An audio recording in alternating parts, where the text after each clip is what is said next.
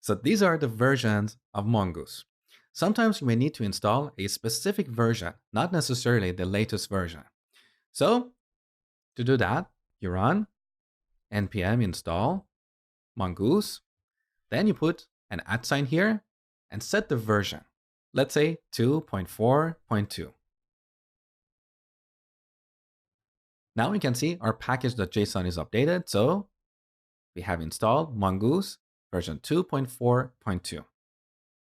And also, if you run npm list with depth set to 0, you can see in our node modules folder, we have mongoose version 2.4.2.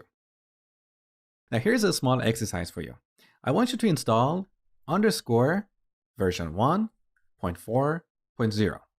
So go ahead and do that, because in the next lecture, I'm going to show you how to deal with two outdated packages.